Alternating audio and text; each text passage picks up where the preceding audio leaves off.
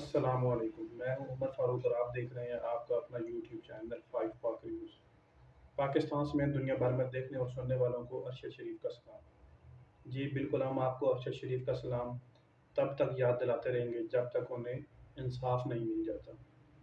Supreme court of Pakistan میں chief justice Umar Ata Bandial کے سو motto action کے بعد دوسری سماعت میں ان کی والدہ نے چیف جسٹس آف پاکستان سے کہا کہ میری مدعیت کے اندر یہ ایف آئی آر درج کیجیے۔ بالکل یہ ان کا رائٹس ہے، یہ ان کا بنیادی حق ہے کہ ان کی مدعیت کے اندر ارشد شریف شہید کی ایف آئی آر کو درج کیا جائے۔ اور ایک بڑی خبر آپ کو دیتے چلیں کہ سابقہ D G I S P R general Asif عصور اور موجودہ chief of army staff general Asim Munir کی ارشد شریف شہید کی والدہ سے ملاقات ہوئی، جس کے اندر جنرل عاصم منیر نے ارشد شریف شہید کی والدہ کو یقین دلایا کہ وہ ان کے انصاف کے لیے پوری کوشش کریں گے۔ اور ساتھ ہی ساتھ آپ کو بتاتے چلیں کہ انسداد کرپشن کے عالمی دن کے اوپر وزیر اعظم شہباز شریف صاحب نے کہا ہے کہ ہمارے اس دور حکومت کے اندر جو ہے کرپشن کی شرح میں کمی آئی ہے۔ تو جناب کو کوئی بتایا کہ آپ کرپشن کی شرح میں کمی لانے کے لیے نہیں آئے تھے، آپ تو اپنے کرپشن کے کیسز ختم کرنے کے لیے آئے تھے۔ آپ نے نیب کے قوانین کو چینج کیا اپنے فائدے کے لیے، اپنے ریلیف کے لیے۔ آپ نے تو ایسا کوئی قانون ان 8 سے 9 ماہ کے اندر بنایا ہی نہیں ہے جس سے غریب عوام کو ریلیف ہو۔ ڈالر جو ہے وہ دن بدن اڑتا جا رہا ہے اور مہنگائی بڑھتی جا رہی ہے، غریب کو تو کوئی فائدہ نہیں ہوا۔ آپ تو آئے ہیں صرف اپنے کرپشن کے کیسز ختم کرنے کے لیے۔ اور جتنے بھی پی ڈی ایم کے اندر اطاعتی جماعتیں ہیں ان سب کے جو ہے وہ جتنے بھی کرپشن کے کیسز ہیں وہ سارے ختم ہو گئے ہیں۔ اور آج رانا ثناء اللہ کا جو انسداد منشیات کا کیس تھا ان میں بھی ان کو ریلیف مل گیا۔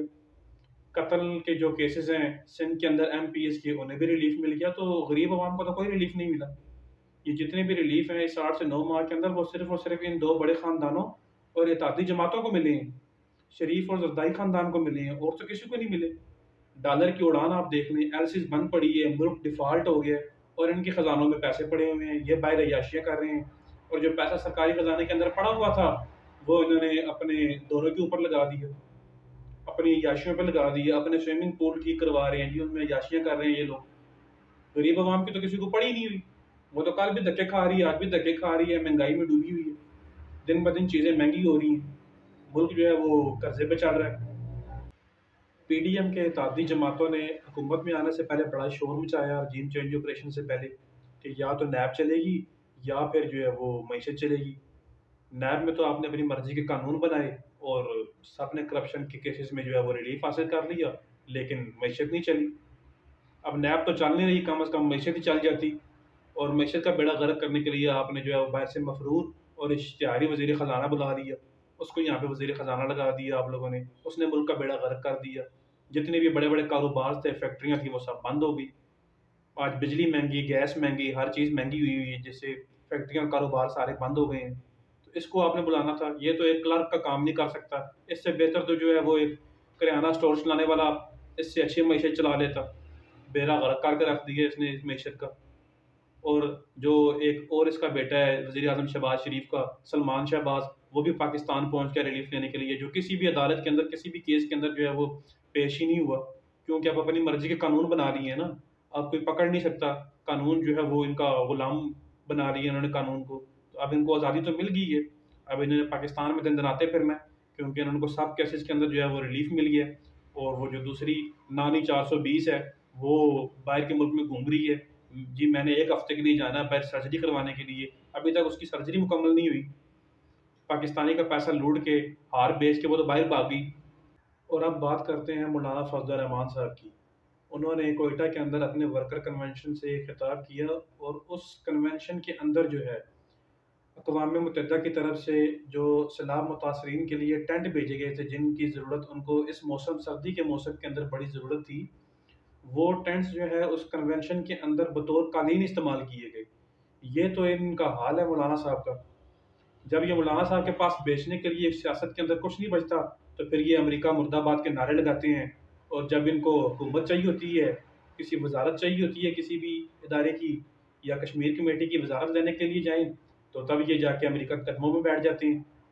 اور ان جناب کے غریب کے پاس جو ہے وہ رہنے کے لیے چھت نہیں ہے، اور ان جناب کے جو ہے پورے پاکستان کے ہر شہر کے اندر 2 2 3 3 بنگلے ہیں، یہ جناب مزے کر رہے ہیں، غریب کا کسی کو خیال ہی نہیں ہے۔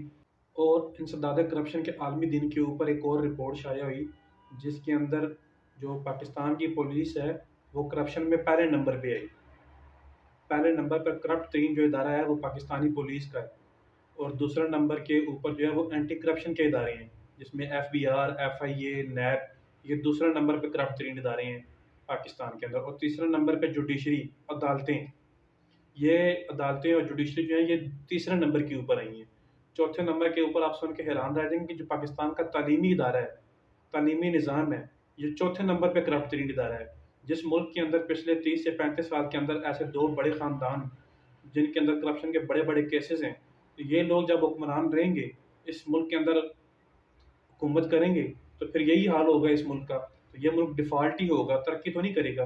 अभी आप लोगों के सामने ही है बिल्कुल कि मुल्क जो है वो डिफ़ॉल्ट के ख़तरे में है, और ये लोग अपने केसेस बचा रहे हैं। इनको अपने केसेस की पड़ी हुई है।